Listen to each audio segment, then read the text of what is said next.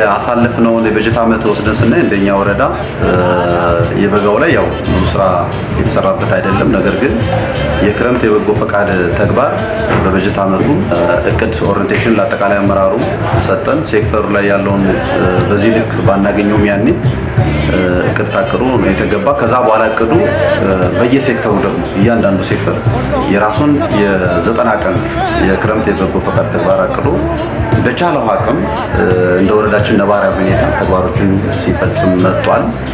የተሻሉ ስራዎችን ለመስራት ጥረት ተደርጓል። እናንተም እንደምታውቁት ኋላ ላይ እንግዲህ ተቋሙ ያቀርባቸውን ሪፖርቶች እናያለን።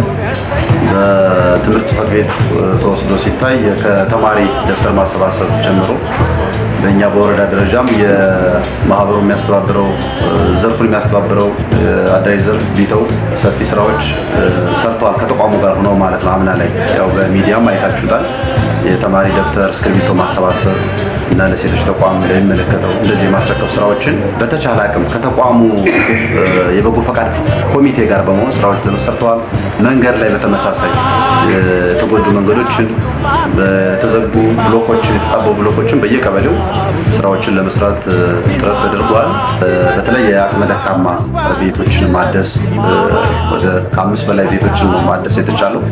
ይሄ በጥሩ ጎኑ የተወሰደ ነው። የኛ አካባቢ እንግዲህ በጸጥታ ችግር ምክንያት የተቋሙ ሰራተኞችም በየሴክተሩ ያሉ ቴክኒክ ኮሚቴዎችም ወርደው እንደልባቸው በመደገፍ በኩል ጸጥታ የምንበለው የሀብትን ጥረት የነበረበት ነው። ነገር ግን ባላቸው አጋጣሚ በመጠቀም በስልክም በአካልም ስራዎችን ለመስራት ጥረት የተደረገው።